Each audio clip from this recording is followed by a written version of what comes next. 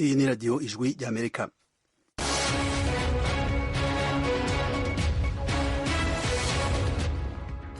iradiyo ijwi ry'Amerika isaminanira i Washington DC mu Kirundi mu Kinyarwanda, mu Burundi mutwumvira ku mirongo migufi ya shortwave ku metero 19 na metero 22, mu Rwanda turi ku FM 104.3. Mwiriwe neza nshuti mwese namwe bakunze iradiyo ijwi ry'Amerika, muri kumwe na Frederic Nkundikije. Ikaze makuru yacu yo kuri isaha. Haraheze imyaka ibiri Perezida Evariste Ndayishimiye mu Burundi agiye ku butegetsi, bamwe mu Barundi barashikiriza ukuntu babona ubwo butegetsi. Yaba bashira mu gaciro amabanga bahawe, bakamenya ko ari amabanga bahawe n'igihugu, ko atari amabanga bahawe n'umugabo, babwirizwa kutwumviriza bakatuha iteka dukwiriye nk'uko natwe tubibaha. Uyu ni umushingamateka Agathon Rwasa arongoye umugambwe CNL. Umwihwezo twibo tugira mu ishamba turongoye ni uko yaje ashira imbere ubutungane kuri bose. Ishingwa ry'amakoperative atandukanye mu ntara z'igihugu, turabona ishingwa ry'ibanki z'ugwaruka. Uyo nawe ni Gerard Hakizimana, umukuru w'ishirahamwe Falcon F.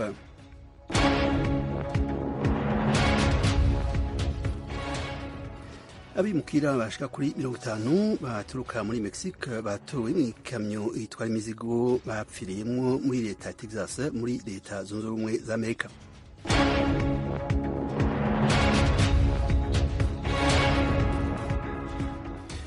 Perezida Joe Biden yashitse muri Espagne uno munsi ku wa kabiri mu nama y'ishirahamwe OTAN ishobora gufasha mu ntambwe zikurikira ku ngwano muri Ukraine. Ayo makuru yose hamwe n'ayandi twabateguriye ni mu kanya ntihagire aho muja.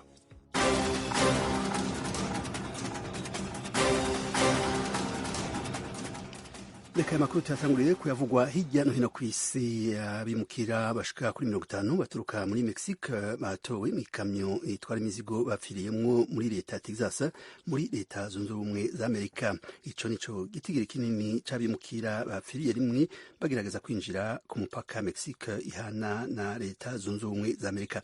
Inkuru dushikirizwa na mugenzi wacu Tim Ishimwe. Amakuru y'ababimukira yatangajwe na Perezida wa Mexique ubwe Andrés Manuel López Obrador uyu munsi kuwa kabiri. Perezida Obrador yavuze ko umubare wazamutse ukagera kuri 50. Ababimukira bakomoka muri Mexique bari binjiye muri Amerika ku buryo budakurikije amategeko, binjiriye ku mupaka iki gihugu gihana na Amerika, kandi bazanwa mw'ikamyo ya remorke itwara imizigo. Ejo kuwa mbere nibwo basanze bapfiriye mw'ikamyo bari barimo mu mujyi wa San Antonio muri Texas. Icyatangajwe ko cyabaye intandaro y'urupfu rwabo ni ubushyuhe bukabije bwageraga ku gipimo cya 39.4. Ku bazi ibipimo by'ubushyuhe, uyu ni umubare uri hejuru cyane. Abayobozi bo ku ruhande rwa Amerika batangaje ko nta mazi bari bafite, kandi ko nta kimenyetso na kimwe cyerekana ko mw'ikamyo bari barimo hari uburyo bwo gukonjeshamo imbere. Urwego rushinzwe abinjira n'abasohoka rwa hano muri Amerika rwavuze ko rufatanije n'ishami ryarwo rikora amaperereza ku byaha nk'ibi byo kwinjira magendu rwatangiye iperereza harebwa ko hataba harabayeho ubufatanye na polisi mu kwinjiza ababimukira. Serivisi ishinzwe kuzimya umuriro yo mu mujyi wa San Antonio yavuze ko nta Urakoze Tim. Perezida wa leta z'ubumwe za Amerika Joe Biden yashitse muri Espagne uno munsi ku wa kabiri mu nama y'ishirahamwe OTAN ishobora gufasha mu ntambwe zikurikira ku ngwano muri Ukraine. Ni inkuru dushikirizwa na mugenzi wacu Fidele Nyongabo. Bitegekanijwe ko iyo nama iha ishirahamwe OTAN inguvu nyinshi z'ukwivuna umwansi mu karere ko mu buseruko bw'Uburaya, harimo kongereza inteko n'ibikoresho vya gisirikare bikomakomeye. Ni mu gihe abategetsi b'ibihugu vyo mu burengero bw'isi bariko biyumvira intambwe zikurikira mu ngwano muri Ukraine. Ibizova mu nama y'imisi ibiri y'ibihugu bigize ishirahamwe OTAN bizokomeza ukugwaniriza hamwe umwansi kw'ivyo bihugu, mu gihe ibitero vy'igihugu c'Uburusiya muri Ukraine vyinjiye mu kwezi kugira gatanu. Perezida Biden n'abandi bategetsi b'ibihugu bigize OTAN bariko bagerageza guhindura ukugene ibintu biriko bigenda muri Ukraine, aho Uburusiya butera bugira intambwe mu buseruko bw'ico gihugu. Perezida Biden yatangaje ko igitero ca misile Uburusiya bwakoze ku munsi wa mbere mu kibanza abantu baguriramwo ibintu mu gisagara ca Kremenchuk muri Ukraine vyibutsa inyifato y'ubunyamaswa ico gihugu kibandanya kwerekana. Yatangaje ko bifatanije n'abanyagihugu ba Ukraine mu rugamba barimwo, kandi ko bazobandanya gufasha Ukraine kwivuna ibitero vy'Uburusiya. Biden yashitse muri Espagne mu nama ya OTAN avuye mu nama y'abategetsi b'ibihugu indwi bikomeye kurusha ibindi ku isi mu vyerekeye ubutunzi yabereye mu gihugu c'Ubudagi. Turagushimiye Fidel. Muri Pakistan naho ni igitero ku murwi w'abantu bariko bakingira abanyagihugu ingwara y'ubukangwe cahitanye abantu batatu. Ni inkuru n'ubundi dushikirizwa na mugenzi wacu Fidel Nyangabo. Igitero cabereye mu buraruko bushira uburengero bwa Pakistan cakomerekeje uwundi muntu umwe uno musi kuwa kabiri. Ni mu gihe abandi bantu bashasha bariko bandura iyo ndwara muri ico gihugu. Abategetsi ba Pakistan bavuga ko abo bantu barashwe mu gitondo c'uno musi kuwa kabiri mu ntara ya Waziristan yo mu buraruko. Akana karere karimwo umutekano muke kari ku rubibe na Afghanistan. Indwara y'ubukangwe yarageramiye abana 11 muri Pakistan muri uyu mwaka, kandi bose baba mu ntara ya Waziristan nk'uko bitangazwa n'umugambi w'igihugu ujejwe kurandurana n'imizi iyo ndwara. Nta murwi n'umwe witiriye ico gitero. Buno nyene ishami ry'ishirahamwe mpuzamakungu ONU ryitaha abana UNICEF ryiyamije ico gitero, ikaba gifatanije n'imiryango y'abapfuye mu kuvuga ko bari mu ntwari ibihumbi n'ibihumbi bariko bakora batiziganya kugira bahagarika indwara y'ubukangwe. Intagondwa z'abayisilamu zikorera mu ntara ya Waziristan yo mu buraruko ziragwanya utwigoro tukuzimanganya indwara y'ubukangwe. Afghanistan na Pakistan nivyo bihugu bibiri aho indwara y'ubukangwe ibandanya kumugaza abana, naho ibiharuro vy'abakongatazwa n'iyo ndwara vyagabanutse bikomeye mu myaka ya vuba muri ivyo bihugu vyombi. UNICEF ivuga ko indwara y'ubukangwe yamugaje abana bagera ku 200,000 muri Pakistan uko umwaka utashe mu ntango y'imyaka y'1990. Urakoze Fidel. Ishirahamwe mpuzamakungu ONU risaba impande zihiganira ubutegetsi muri Libya kumvikana muri iyi ndwi ku vyerekeye amatora muri ico gihugu. Ni inkuru n'ubundi dushikirizwa na mugenzi wacu Fidel Nyongabo. Rosemary DiCarlo, umutegetsi mukuru ajejwe ivyerekeye politike mw'ishirahamwe ONU, yasavye izo mpande kumvikana ku ngingo zogenga ikiringo fata kibanza kizoshikana ku matora mu biganiro bitegekanijwe kubera i Geneve mu Suisse mu mpera z'iyindwi. Yerekanye icizere ko ivyo bizotuma amatora amaze igihe kirekire arindiwe azoba ku itariki yo hafi ishoboka. Rosemary DiCarlo yabwiye urwego rwa ONU rujejwe umutekano ku isi mu biganiro vyabereye i Cairo mu Misiri hagati y'itariki 12 n'itariki 20 z'uku kwezi kwa gatandatu ko impande zigwanira ubutegetsi muri Libya zumvikanye ku ngingo nka zose zashikirijwe mu ibwirizwa nshingiro yo mu mwaka wa 2017 mu vyavuga ko ari ibintu byo guhayagiza. Inama y'i Cairo niyo yabaye ya mbere aho impande zombi zihweje neza ivyashikirijwe n'ibwirizwa nshingiro kuva ryemejwe mu mwaka wa 2017. DiCarlo tangaje ko kuba impande zombi zemeye ubutumire bw'ishirahamwe ONU bwo guhurira i Geneve hagati y'itariki 28 n'itariki 29 y'uku kwezi kwa gatandatu kugira ziganire zongere zishike ku masezerano ku ngingo zogenga ikiringo fata kibanza gishikana ku matora ari ibintu bibaha icizere. Asaba ibihugu bigize urwego rwa ONU rujeje umutekano ku isi hamwe n'abandi bakorana na Libya gusaba abayobozi b'impande zose kuhabonera akaryo amasezerano yapfundikiwe i Cairo yatanze zigatuma amatora ashobora kuba muri Libya.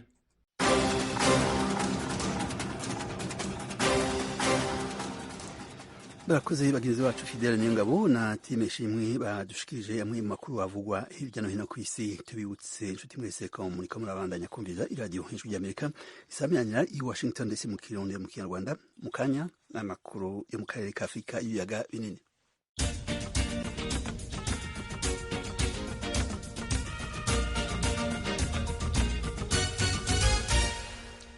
Aya makuru turatanguriye mu Burundi aho inyuma y'imyaka 2 iheze Perezida Evariste Ndayishimiye agiye ku butegetsi amashirahamwe igenga yo mu gihugu, imigambwe hamwe n'amashirahamwe n'imiryango mpuzamakungu bitahuriza ku vyo amaze kurangura. Ni inkuru twateguriwe na mugenzi wacu Eloge Wirikaneza ari i Nairobi mu gihugu ca Kenya.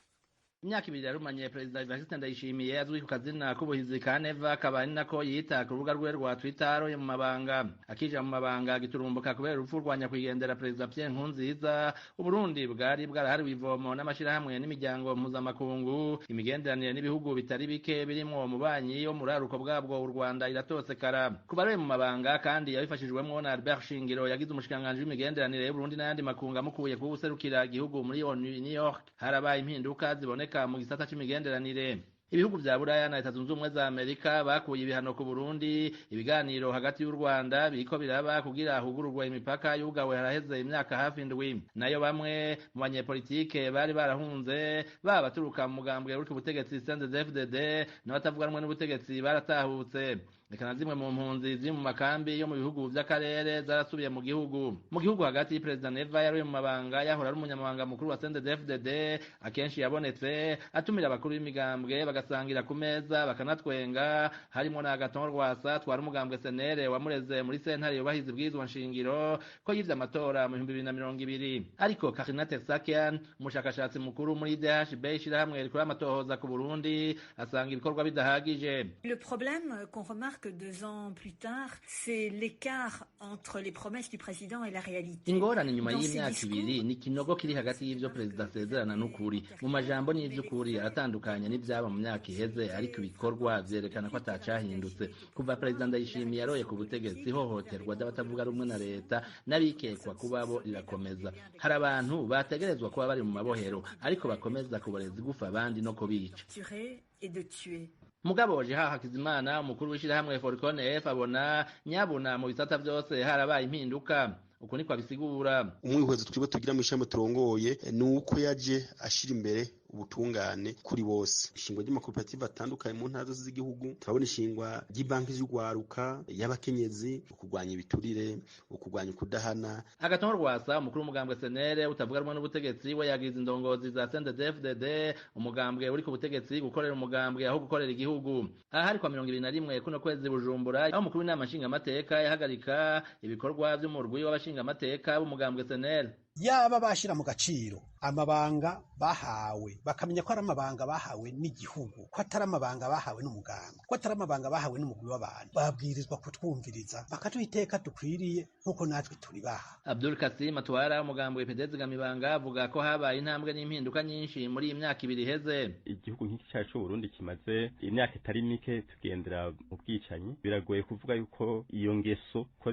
yaramaze kuba ingeso mu Barundi batari bake yo gusesa amaraso yuko biba biranduranwe n'imizi. Igikuru kuri twebwe nukubona yuko hariho ishaka ryo gukora. Iryo shaka umushikanganje w'imigenderanire y'u Burundi n'andi makungu araryemeza. Albert Shingiro yemeza gusa ko hakiri urugendo mu gisata c'agateka kazina muntu. Ibyo bishikirije hugururwa indwi yahari gufashanya hagati y'umwe bwa Buraya n'u Burundi haraheze indwi zibiri. Ubu tiko turagerageza dukora kugira ngo bijanye no n'agateka kazina muntu bitera imbere, nico no kwita mu gifaransa ni processus. Biza buke. Umukuru w'igihugu cy'u Burundi avuga ko yasanze igihugu cyatabagaye kubera injyane zo muri kahise, mugabo ko akakora ibishoboka kugira gishayure. Gusa nawe aremeza ko akira mabi yagikorwa nabo bafashanya kurongora igihugu nk'uko yabigaragarije mu gisabisho cyo kuwa 16 ku kwezi mu ntara ya Muramvya hagati mu gihugu cy'u Burundi. Turacafise ishari n'inzigo mbere muri twebwe, hariho abaciziziwe n'umwina w'ivyisi bakagira ibyo bataricuya, turimwo bakaboko, turimwo bagirira n'abandi,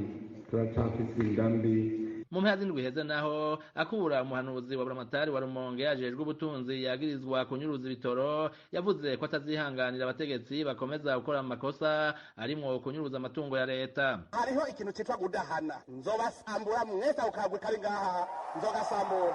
Igihugu kidahana haba kajagari. Nimwamura bongere babi nzobirukana zane bongere beza aragira intama zanje. Ubumwe bwa Buraya bwakuye ibihano ku Burundi kuva mu kwezi kwa kabiri, nabwo buracemeza ko hakiri vyinshi vyo gukorwa cane mu vyerekeye intwari bereye. Claude Bochu abuserukira mu Burundi uku niko yabisiguye mu ntango za kuno kwezi Bujumbura. Nous sommes engagés sur la voie du rétablissement de cet appui. Turi mu nzira yo kunagura bene iyo mfashanyo, twinginga umukuru w'igihugu tumutera intege nabo bakorana kugira bakomeze mu nzira yo guhindura ibintu na cane mu vyerekeye intwari bereye.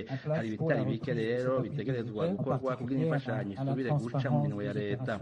Novuga nk'akarorero nko gushira umuco mu ikoreshwa ry'amafaranga n'itunganywa ry'ubutunzi muri rusange. Ibintu byinshi bisigaye kwigirwa hamwe n'ikigega mpuzamakungu c'ubutunzi n'Ibanki y'Isi.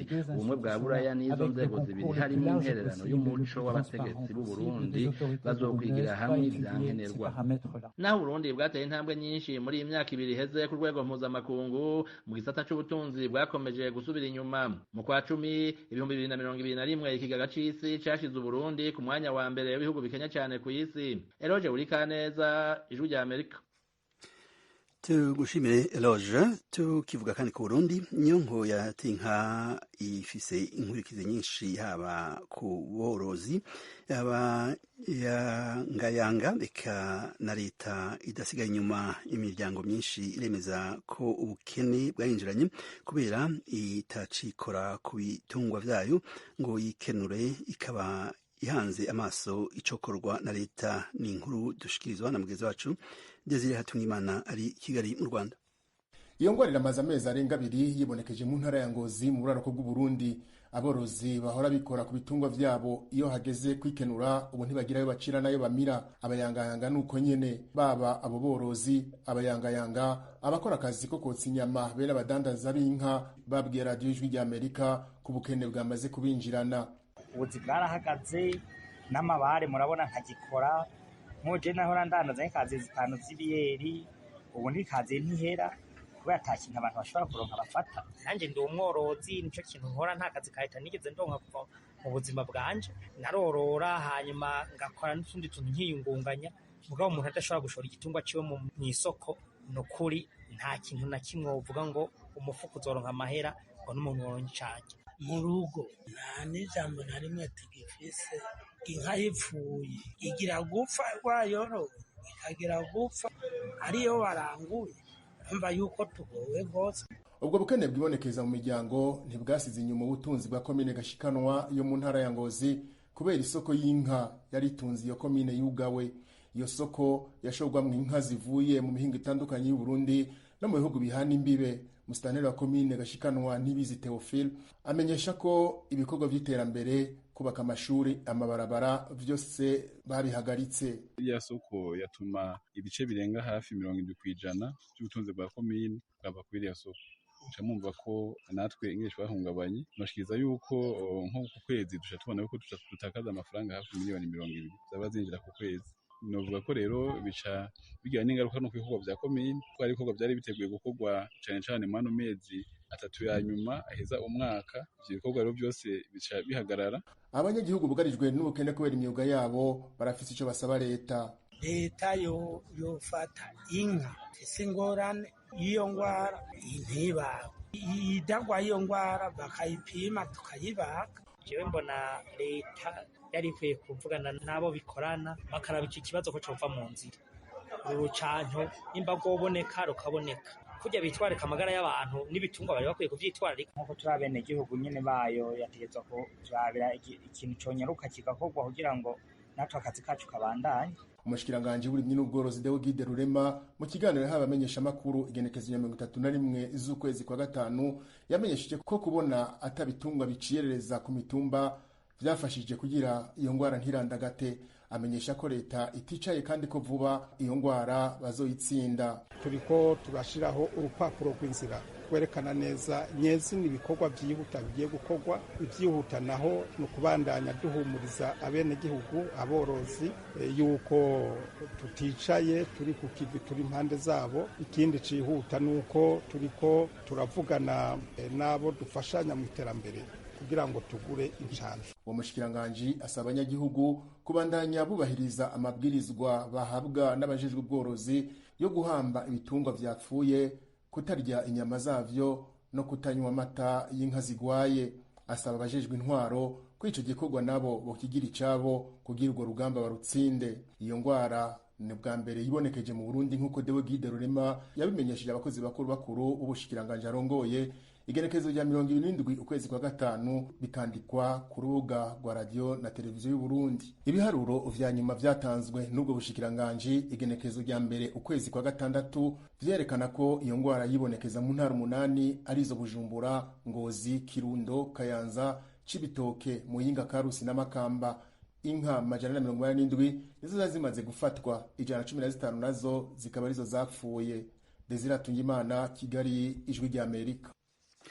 Urakoze Desire. Ikibazo c'isukari mu Burundi cabaye akayobera bahinga. Abanyagihugu bafise amikoro make nibo bageramiwe cane n'ico kibazo. Imyidogo ni myinshi mu bantu kuko isukari ikenerwa n'abakuze hamwe n'abakiri bato. Ni inkuru twateguriwe n'Ijwi ry'Amerika ifatanije n'abanywanyi bayo mu Burundi, tukaba tugiye kuyishikirizwa na Thierry Ndayishimiye. ubu twarafunze nta mwana kimwe icayi nta kuza kimwe icayi byaraturiye twaba icyo dukora isukari tuyironka bitugoye rwose. Iyo ni imyidogo ya bamwe mu banyagihugu bo mu Burundi badatahura na gato iyi sukari ija. Bagira bati twagirana ikibazo c'iminsi mike none bitera biyangara. Ico kibazo rero c'ibura ry'isukari gifata cane cane abanyagihugu ba mikoro make, kandi ni kibazo kirangwa mu gihugu cose. Bagenzi bacu baravuganye n'abanyagihugu mu bice bitandukanye by'igihugu. Mu ntara ya Rutana mu buraruko bushira ubuseruko bw'igihugu bavuga ko bayihebye kuko kuyirondera ari nko kurondera umuzi w'ibuye. Ubu twarafunze nta mwana kimwe icayi nta kuza kimwe icayi byaraturiye twaba icyo dukora isukari tuyironka bitugoye rwose ko nkatwe ducuruza agakantine ngaha mwirisi kugira abasha umugabo wanje ayironka nko ku mabutike bamucira 6,000 tugacuruza uko nyene dusumuke karugari. Mu ntara ya Cibitoke naho mu burengero bw'igihugu bafashe ingingo yo gusekura imisigati amazi yayo bakayashira mu buyi kugira abana baronke ico bihereza. Isukari ntiboneka kweri, ubu benshi twiyeranja dushishije ku misigati, iyo dushobora guhura tugashira mu iseko tugakanya tukaronka kuno tunywa icayi. Numva tubuze nta kuntu twokwiyeranja niko twoca tugenda tugafata ijya miseke tukayihura mu isekuru hama tugakanya turashira mu buyi canke mu cayi birazwemo. Naho biruko hari uturere tumwe tumwe abajejwe intwaro bahagararira igikorwa co kuyitanga ariko ikamara umwanya rumara. Abanyagihugu bakabona ko ari umuruho kuko hambavu yo kuyibura abayironse baca bikika mukiza bakayigurisha inshuro 2 canke 3 ku mafaranga bayironse ko, bagasaba ababijejwe gucungera ibiciro no kuri iyo nkeyi iba yabonetse.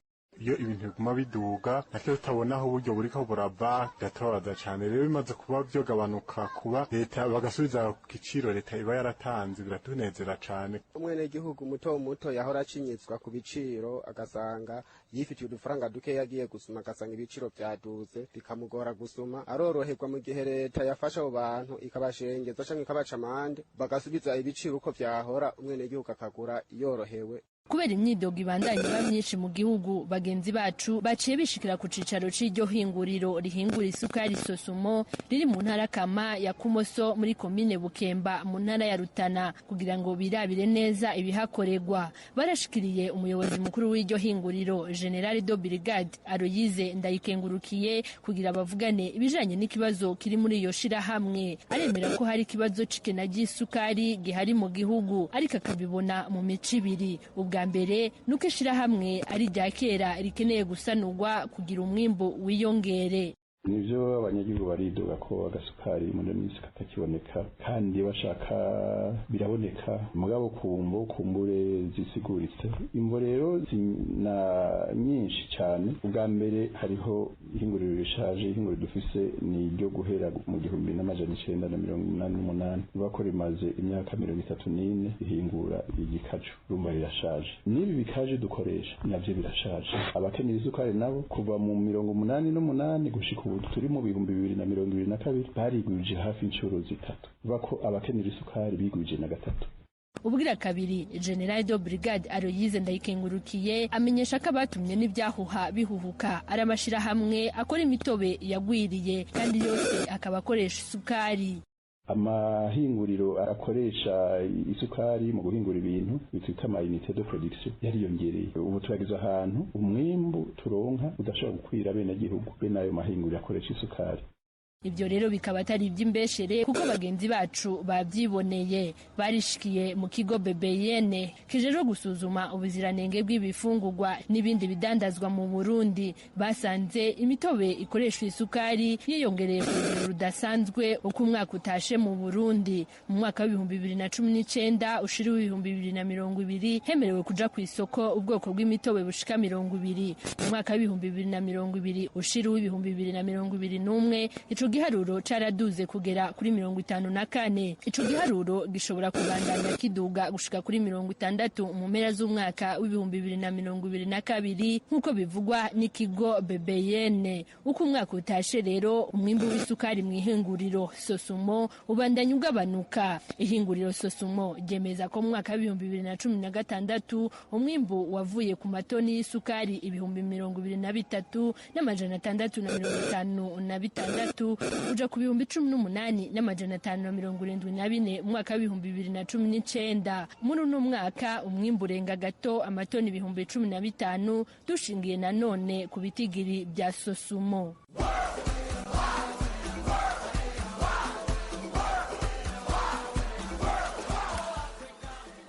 Kigali mu Rwanda umukino wa nyuma wo guhiganira igikombe c'amahoro uriko urabandanya kuhuza amakipe APRFC na AS Kigali kuri stade Inyamirambo kuva isa 12. Mugenzi wacu i Kigali Jean-Claude Munyandinda ariko arakurikirana urwo rukino, reka akaba ari kumwe rero muri iki gihe na Etienne Karekezi batubwira ukuntu uyu mukino uriko uragenda. Urakoze Frederic Nkundikije. Jean Claude, nizeye ko twumva aho kuri stade Nyamirambo. Jean Claude, uratwumva? Jean Claude, kuri stade Nyamirambo uratwumva? Frederic, ndabona Jean Claude atarimo kuboneka kuri telefone ye. Twumva nuko uyu ni umukino w'igikombe cy'amahoro uhuje ikipe ya APRFC n'ikipe AS Kigali. Mu kanya kari gashize ikipe AS Kigali yamaze gutsira igitego kimwe ku busa, byari imbere y'uko bagera mu karuhuko minota 45 y'umukino. Ni ukuvuga ko umukino mu gice cya kabiri cyawo muri make nuko ikipe niba ari APR mutsinze yaba itwaye ibikombe bibiri muri uyu mwaka, hanyuma ikipe ya AS Kigali iramutse itsinze umukino w'uyu munsi yaba ariyo nayo ibashe kubona ikindi gikombe gikomeye cyo mu Rwanda cyayiha itike yo kuzatara mu bikombe mpuzamahanga. Jean Claude Munyandinda, waba utwumva Kigali kuri stade? Jean Claude nibaza ko taraboneka, ariko Etienne murakurikirana ayo ma ekipe murayazi, ekipe yo bifise amahirwe muri ayo abiri ariko arahatanira ico kibanza nkiye. Ugenekereje Frederic, ikipe APR ni ikipe ikomeye cyane, ni ikipe aze kuva ikigugu, yagaragaje ko yatwaye ibikombe byinshi mu Rwanda, ari ibikombe bya shampiyona nayo akenshi kuza guhagarara u Rwanda mu rwego mpuzamahanga. Bisa nk'aho umuntu yavuga ko iyi kipe ishobora kuba ifite amahirwe menshi yo gutwara igikombe. Sinakwegura ko kuvuga ko ikipe AS Kigali ni ikipe ikomeye cyane, ku buryo nayo nta wavuga ko itagitwara cyane, ko mu kanya kashize mu gice cya mbere yari imaze kwinjiza igitego kimwe cyayo ku busa bw'ikipe APRFC.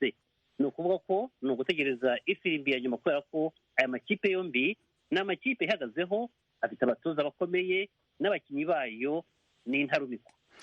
Iyo firimbi ya nyuma mwibaza kwiza kuba mu gihe kingana iki? Iminota 30, iminota 20, ubasigaye igihe kingana iki? Ni mu kanya gato kari imbere Frederic. Umukino n'umukino ntawe uzi uko biza kugenda, ariko ni mu gice cya kabiri ubu ngubu amakipe yakomeje guhatana. Ni ugutega ko iminota ya ngombwa yose 45 igice cya kabiri irangira. Birashoboka ko iminota yarangira 90 amakipe yose yombi angana, bakongera imikino iminota y'iyongezo byakwanga, bashobora kuba bajya muri za penalty kugira ngo bamenye ikipe yatwara igikombe uyu munsi. Urakoze Etienne kuri ayo makuru yose uduhaye yerekeye uyu mukino uriko uraba muri iki gihe. Urakoze.